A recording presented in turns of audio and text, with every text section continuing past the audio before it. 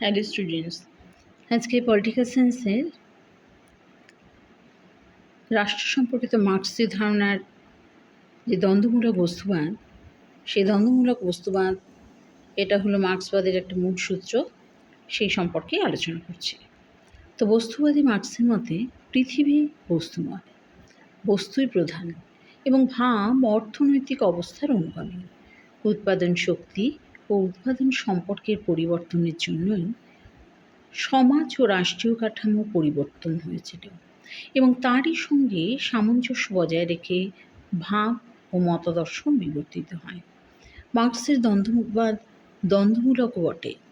তার মতে বস্তুবিশ্বের প্রত্যেক অবস্থার মধ্যেই তার বিরোধের বীজটা নিহিত থাকে। এই অন্তর্নিহিত অসামঞ্জস্য এবং দ্বন্দ্বের জন্যই সকল জিনিসের পরিবর্তন ঘটে। এই পরস্পর দ্বন্দ্বশীল শক্তির দুটো দিক আছে, একটা হলো বাদ আর একটা হলো প্রতিবাদ। উভয়ের মধ্যে সংঘাতের ফলে যে উন্নততর নতুন অবস্থার সৃষ্টি হয় সেটা হলো সংবাদ, আর সংবাদ হিসাবে যে নতুন অবস্থার সৃষ্টি হয় সেটা হচ্ছে বাদ ও প্রতিবাদের উপাদান উপস্থিত থাকে। ফলে আবার সংঘাতের সৃষ্টি হয় এবং জন্মলাভ করে আর এক নতুন সংবাদ। এইভাবে পুরাতন অবস্থাকে অস্বীকার করে নতুন একটা অবস্থার সৃষ্টি হয়। আবার সেই নতুন অবস্থার মধ্যেও নানা রকম সংঘাত দেখা দেয়,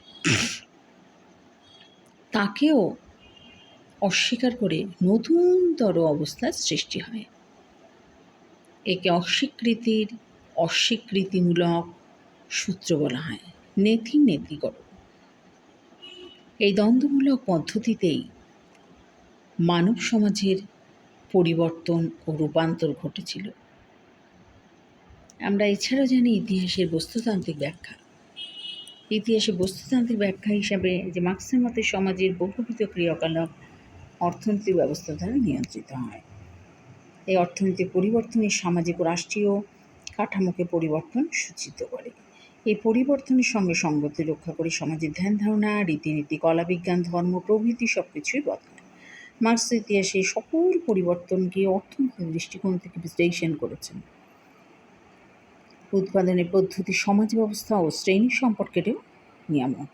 ইতিহাসের প্রতিটি পর্বে যে শ্রেণীর হাতে সম্পদ উৎপাদনের উৎস বা অর্থনৈতিক ক্ষমতা কেন্দ্রীভূত হয়েছে সেই শ্রেণী রাষ্ট্রীয় কর্তৃত্বের দখল কায়েম করেছে।